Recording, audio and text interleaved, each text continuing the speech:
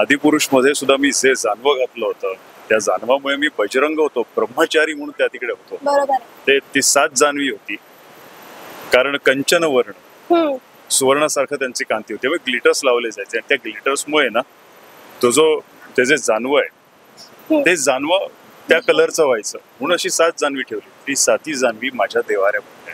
तेव्हा मी अगोदर सुद्धा जेव्हा मल्हाररूपी होते तेव्हा त्या सिंहासनावर कोणी बसायचं नाही, केवळ शिवपार्वती त्या तिकडे बसायचे. ते खूप खूप अलौकिक होतं आणि त्याहीपेक्षा ते दैवी होतं. इव्हन मी सुद्धा आता कॉस्ट्युम घालताना ह्या घंटांना नमस्कार केल्याशिवाय, कपाळा लावल्याशिवाय घंटा घातल्या जात नाहीत. अजून सुद्धा माझ्याकडे हे पूर्ण आभूषण घरी आहेत, त्यांची पूजा केली जाते. हा मराठीचा झेंडा बॉलिवूडमध्ये रोवलेला आहे, पण आता टॉलिवूडमध्ये सुद्धा मोठा फडफडणारा असा भगवा झेंडा रोवतोय त्या तिकडे मी. तर त्यासाठी मला थोडं वजन वाढवायचं होतं आणि मी मस्त की हेफ्टी वगैरे झालो होतो. आणि तेवढ्यात मला महेश सरांकडनं, सतीश सरांकडनं मला कॉल आला की तुला महादेव व्हायचं आहे. म्हणजे परत एकदा खूप टेन्शन होतं. मी फटाफट कटडाऊनला सुरुवात केली. पण आता मी जो काही दिसणार आहे त्याचंच मला टेन्शन आहे. आपण प्रोमोमध्ये जी आईची मुखं बघतो ही मुखं ब्राह्ममुहूर्ताला शूट झालेलं आहे त्याचं. म्हणजे मयुरी सकाळी 7 वाजता मेकअपला मी सुरुवात केली, कामाला सुरुवात केली, आमचे बदले काही शॉट झाले आणि ती पहाटे 3-3:30 वाजेपर्यंत शूट करत होती. मला ना नकली दागिन्यांची ॲलर्जी होते, पण आता आईच्या रूपात तुम्ही बघत असाल ती सगळी ज्वेलरी आणि आता मी कंटिन्युअस शूट करते आणि टचवूड. आणि खरंच एक खूप चमत्कारिक आहे की आतापर्यंत मला काहीच झालेलं नाहीये. जेव्हा प्रोमोमध्ये सुद्धा जेव्हा सतीमाईला उचलून घेताना सीतामाईने ते धनुष्य दुसरं कोणी उचलता कामा नये यासाठी देवीला सांगितलं होतं. देवी स्वतःचं वजन वाढून त्या तिकडे थांबली होती, जेणेकरून ते धनुष्य उचलता कामा नाहीये. एवढं ते धनुष्य जड झालं होतं. तेच मी सांगितलं की आई महादेवा, मला कंबर माझी काय झालं, आदल्या दिवशी मी स्कॉटिंग केलं होतं, हेवी स्कॉटिंग केलं होतं, त्यामुळे लोअर बॅक माझी सोर झाली होती, रिकवर नव्हती झाली आणि मयुरीला उचलून घ्यायचं होतं. मी एवढंच म्हटलं की माझं जे काही आहे ते तुमच्या हातामध्ये आहे. आणि खरंच त्यावेळी सीतामाता होती, सीतामाई होती, इथे सतीमाई होती आणि त्या सतीमाईनी माहित नाही तिचं वजन कमी करून घेतलं, काही माहित नाही. मयुरीला मी अलगद उचलून घेत होतो. नमस्कार मंडळी, मी नेहा प्रभू तुम्हा सगळ्यांचं मनापासून स्वागत करते. मीडिया टॉक मराठीवर आपल्या लाडक्या वाहिनीवर स्टार प्रवाहावर नवीन मालिका येते जिचं नाव आहे उदे ग अंबे. आणि 3.5 शक्तिपीठांची कथा आम्हाला कळणार आहे. खरं तर मी मायथॉलॉजिकल नाही म्हणणार, कारण की त्यात मिथ शब्द येतो आणि आपल्या पौराणिक कथा मिथ नाहीये, त्यामुळे तर खूप वेगळी कॉन्सेप्ट आहे आणि खूप छान वाटलं की असा काहीतरी विषय आपण घेऊन येतोय. तर सगळ्यात तुमचं अभिनंदन आहे आणि कमाल झालाय प्रोमो, कमाल दिसताय दोघे जण. तर सगळ्यात आधी मला हे विचारायचं की जेव्हा आयुष्यात पहिल्यांदा एकमेकांना पाहिलं, कारण आता तर तुम्ही जे काय म्हणतो आपण सगळ्यांचं इन्स्पिरेशन असलेलं दाम्पत्य सगळ्यांच्या समोर आणताय, शिवशक्ती, पण जेव्हा कलाकार म्हणून एकमेकांना पहिल्यांदा पाहिलं तेव्हा कसं इम्प्रेशन होतं इंटरॅक्शनच्या आधी? मला पहिल्यांदा मी सांगू इच्छितो की नेहा, जेव्हा मी मयुरीला बघितलं पहिल्यांदा त्या रूपामध्ये तेव्हाच मला वाटलं की नाही, हेच परफेक्ट कास्टिंग असावं. कारण मी काही फोटोज अगोदर बघितले होते, पण ते वाईब्स मिळत नव्हते. तो जो आपण बोलतो ती प्रभा देवाकडनं मिळते आपल्याला, एक ती प्रभा मला मिळत नव्हती. आणि जेव्हा मयुरीला बघितलं तेव्हा लक्षात आलं की नाही ही लॉक व्हायला हरकत नाही. पण मला तेव्हा काही कल्पना नव्हती आणि नंतर मयुरी लॉक झाली, त्याच्यात मला सांगितलं की मयुरीच कन्फर्म आहे याच्यामध्ये. तर मला सुद्धा खूप बरं वाटलं, कारण जो दैवी चेहरा एक असतो, तो दैवी चेहरा तर तो आपल्याला मिळाला, पण दैवी राहणं किंवा दैवी वागणूक सुद्धा असते किंवा दैवी अभिनय पण म्हणायला हरकत नाही, कारण ती सुद्धा नटराजाची सेवा आहे. ते करताना मला जाणवलं की नाही, मयुरीच त्या परफेक्ट त्या आईच्या रूपाला आहे, कारण ती तशीच दैवी आहे, दैवी दिसते आणि दैवी वागणूक सुद्धा तिची आहे. सो मी कम्फर्ट झालो. आता मला मयुरी सांभाळते. हो, ते तेज दिसतंय, म्हणजे आता पण दिसतंय, म्हणजे असं नाही की डोळ्यातनं दिसतंय, मेकअप बद्दल म्हणणंच नाही, डोळ्यात तेज दिसतंय. अगदी बरोबर. Thank you so much. खूप छान वाटलं, बिग कॉम्प्लिमेंट, थँक्यू. माझं म्हणजे ऑफकोर्स मला खूप दडपण होतं लुक टेस्टला. जेव्हा मी शूटला आले होते, फोटोशूटला, आणि मला कळलं की देवा असणार आहे महादेवांच्या रूपात, तेव्हा खूप दडपण होतं, कारण मी त्याचं काम बघितलेलं आहे, खूप सिनियर येतो, त्याच्यामुळे ती एक भीती होती की आपलं जर झालं तर कसं होणार, काय होणार. काम करताना ती भीती, दडपण सगळंच प्रेशर होतं. आणि जसं जसं मी माझं सिलेक्शन झालं, सगळ्या गोष्टी पुढे गेल्या. पहिला दिवस होता कामाचा, इतका अमेझिंग आहे हा, की ते दडपण आणि ते सगळं एका मिनिटात सगळं ह्याने पुसून टाकलं. कारण कुठेच असं जाणवलं नाही की मी पहिल्यांदा त्याच्यासोबत काम करते. त्याने इतकं छान सांभाळून घेतलं आणि आता तो सिरियस शांत शांत दिसतोय. पण खरंच तो तसा नाहीये. काम करताना ऑफकोर्स तो खूप सिरियस आणि फोकस होऊन काम करतो, पण एकदा का कट म्हणाले सर, त्याच्यानंतर तो इतकं ते वातावरण पॉझिटिव्ह, इतकं लाईव्हली, इतकं ते हॅपी ठेवतो, सतत हसवत असतो. त्याच्यामुळे त्याची ती एनर्जी असते ना, ती सतत मला मिळत असते. आणि आमचं काम त्याच्यामुळे छान होतंय. मला काम करताना त्याच्यासोबत मजा येते आणि कुठेच असं जाणवलं नाही की मी पहिल्यांदा त्याच्यासोबत काम करते. असं वाटतं की मी काही वर्षांपासून त्याला ओळखते. तो खूप चांगला मित्र आहे माझा. आणि असतं ना की एक आपली बेस्ट फ्रेंड म्हणतो आपण, एक बालमैत्री असते, मित्र असतो. स्कूल पासून आपण एकत्र असतो. आपण 10 वर्षानंतर सुद्धा भेटल्यावर कसं आपण तिला ट्रीट करतो, त्याला ट्रीट करतो, सेम तसंच फिलिंग होतं. खूप छान वाटलं. प्रत्यय आला आम्हाला. शेवटी काय आहे की म्हणजे लेकरांसाठी आई नेहमी धावत असते आणि ती म्हणालेलीच आहे की लेकरांसाठी आई येणार. तर महादेव साहेब म्हणतात, तुमच्या प्रत्येक अवतारात आम्ही तुमच्या सोबत असणार आहोत. पाठीशी असणार. सो काहीच काळजी करायची वेळ. आणि खरंच सांगतो, आमचे सीन खूप छान होतात, फार टेक होत नाहीत. कारण अगोदर आम्ही त्या गोष्टी सगळ्या रिवाइज करून घेतो, जे रिव्हिजन करतो. आणि ती मला सांगत असते, मी तिला सांगत असतो, ती माझं ऐकते, मी पण तिचं ऐकतो. पण खरंच खूप छान ह्याने होतं. आणि जे काही म्हणतात ना की दुग्ध शर्करा हा जो योग आहे ना, तो 11:30 तो हा जो काही दुग्ध शर्करा योग आहे, तो 11 ऑक्टोबरला संध्याकाळी 6:30 वाजता आपल्या लाडक्या स्टार प्रवाहिनीवर बघायला मिळणार आहे. आणि आम्ही त्यासाठी उत्सुक आहोत. बरं, आता हे विचारायचं आहे की कुठलीही भूमिका, म्हणजे तुम्ही या आधी सुद्धा मार्तंड मल्हार केलं, हनुमंताच्या भूमिकेतही पाहिल्या, या वेळेला फिजिकल म्हणून काय आव्हान होतं? वजन कमी करणं, वाढवणं, तसं दिसणं दोघांसाठी? म्हणजे माझ्यासाठी मी अजून सुद्धा 11 ऑक्टोबरचं मला टेन्शन आहे. त्याचं कारण सांगतो की हा मराठीचा झेंडा बॉलिवूडमध्ये रोवलेला आहे, पण आता टॉलिवूडमध्ये सुद्धा मोठा फडफडणारा असा भगवा झेंडा रोवतोय त्या तिकडे मी. सो मराठीचा झेंडा रोवताना एकच करायला लागलं आत्ताच्या प्रोजेक्टमध्ये. माझा एक मूवी कम्प्लीट झाला टॉलिवूडचा, तो आता 14 नोव्हेंबरला रिलीज होतोय मोठ्या प्लॅटफॉर्मवर. दुसरा जो आता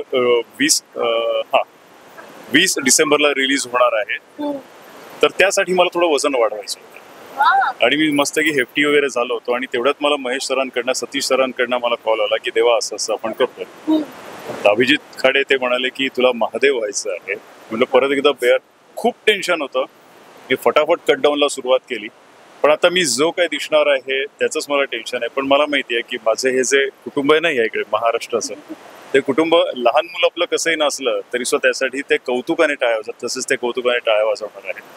आणि एवढं सांगितलंय की आईला सांगितलं, आई तू बघ, महादेवाने सांगितलं तुम्ही बघा, बस तुमच्या या लेकराचं जे काही आहे ते तुमच्या हातात.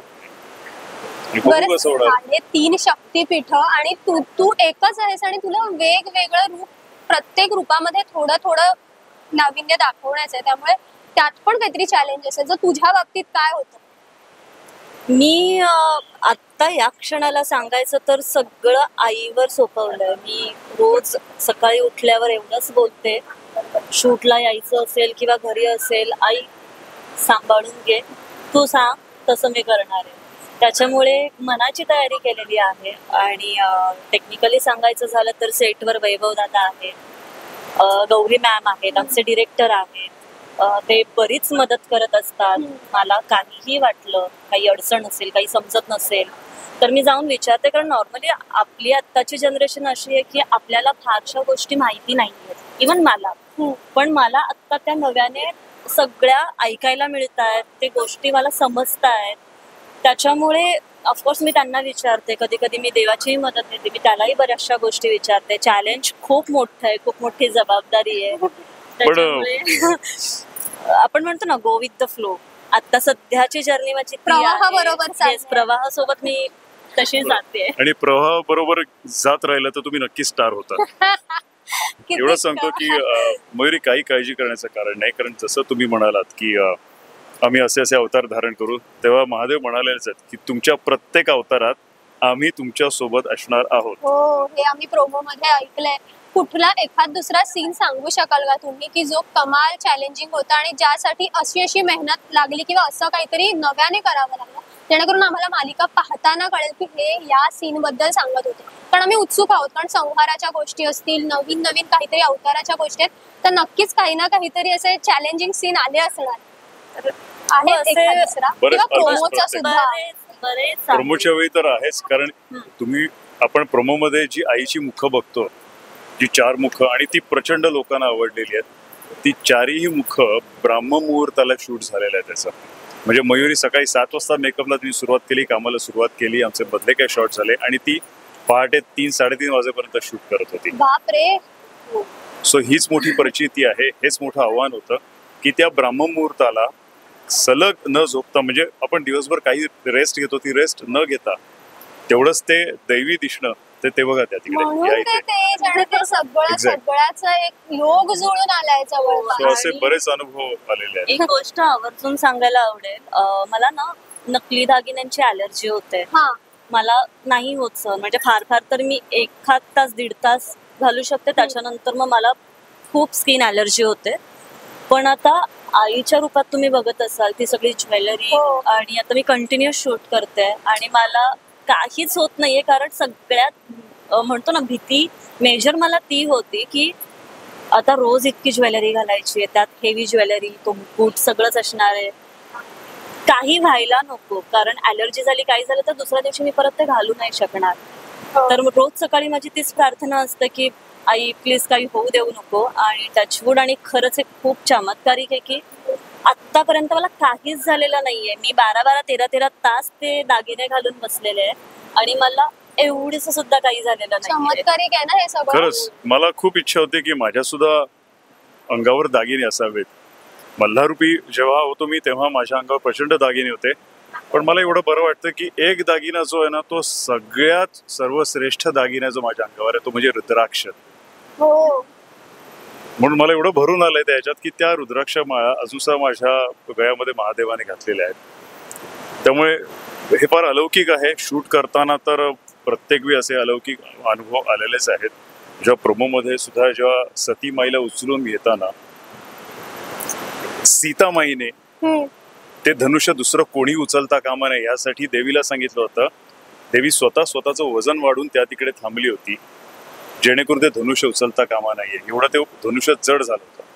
तेच मी सांगितलं की आई महादेवा मला कंबर माझी काय झालं, आदल्या दिवशी मी स्कॉटिंग केलं होतं, हेवी स्कॉटिंग केलं होतं, त्यामुळे लोअर बॅक माझी सोर झाली होती, रिकवर नव्हती झाली आणि मयुरीला उचलून घ्यायचं होतं. मी एवढंच म्हटलं की माझं जे काही आहे ते तुमच्या हातामध्ये आहे. आणि खरंच त्यावेळी सीता माता होती, सीतामाई होती, इथे सतीमाई होती आणि त्या सतीमाईनी माहित नाही तिचं वजन कमी करून घेतलं, काही माहित नाही. मयुरीला मी अलगद उचलून घेत होतो, कणभर सुद्धा जाणवलं नाही की माझी ती कंबर दुखते वगैरे काय. ते झाल्यानंतर रात्रभर परत तेच खूप टेक केले, म्हणजे बरेच शॉट झाले, पण खरंच त्यानेही कुठे जाणवू दिलं नाही. आणि खूप अलौकिक ह्या सगळ्या मी म्हटलं ना की अशा मालिका करताना आपल्याला ना असे अनुभव येतच असतात. फक्त आपले डोळे पुढे ठेवून बघायचे असतात की ते अनुभव आपल्याला कसे, आणि या अनुभवामध्ये या आनंदामध्ये बस नाहून निघायचं. बरं, जाता जाता मला विचारायला आवडेल की अशा ज्या वेळेला आपण दैवी काहीतरी शूट करतो त्या सेटवर पण बरंचसं तारतम्य, थोडंफार बंधन असतात जी पाळली जातात. तर तुमच्या सेटवर काय काय असं पाळलं जातं? कारण की मी ऐकलं की जेव्हा महाराजांची भूमिका कोणीतरी साकारतं त्यावेळेला त्यांना तो मान दिला जातो, त्यांच्या खांद्यावर हात ठेवून मैत्री सारखं कॅज्युअल वागलं नाही जात. तसं इथे जेव्हा तुम्ही शिव पार्वती म्हणून आहात, आदिशक्ती म्हणून आहात, तेव्हा तुमच्या बाबतीत कसं आहे आणि काय काय नियम आहेत जे तुम्ही इथे पाळता? ही गोष्ट मी सांगायलाच लागत नाही, कारण जेव्हा मी अगोदर सुद्धा जेव्हा मल्हारूपी होते तेव्हा त्या सिंहासनावर कोणी बसायचं नाही, केवळ शिव पार्वती त्या तिकडे बसायचे. ते खूप खूप अलौकिक होतं आणि त्याहीपेक्षा ते दैवी होतं. सो तसंच या इथे सुद्धा, या इथे तुझं सेट बघितलं ना की तो दैवीपणा जाणवतो.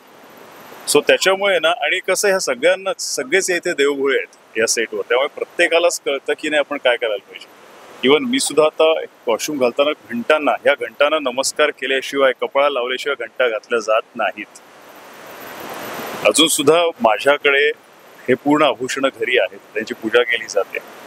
आदिपुरुष मध्ये सुद्धा मी जे जानवं घातलं होतं त्या जाणवामुळे मी बजरंग होतो, ब्रह्मचारी म्हणून त्या तिकडे होतो. बरोबर. ती 7 जान्हवी होती, कारण कंचन वर्ण सुवर्णासारखं त्यांची कांती होती. मग ग्लिटर्स लावले जायचे आणि त्या ग्लिटर्समुळे ना ते जे जानवं आहे ते जानवं त्या कलरचं व्हायचं, म्हणून अशी 7 जान्हवी ठेवली. ती 7ही जान्हवी माझ्या देवाऱ्यामध्ये. सो ह्या गोष्टी खूप अलौकिक आहेत, ह्या गोष्टी पाळायलाच लागतात. आणि ह्या सेटवर तर असं आहे ना की त्या सांगायचीच गरज लागत नाही, स्वतःहूनच त्या गोष्टी त्या पाळल्या जातात. हे दैवी आहे, बरोबर ना मयुरी? हो हो हो, आणि याची प्रचिती मलाही येते. आणि या अलौकिक गोष्टींचा संगम 11 तारखेला येणार आहे आणि आम्ही सगळे उत्सुक आहोत. खूप साऱ्या शुभेच्छा आहेत तुम्हाला.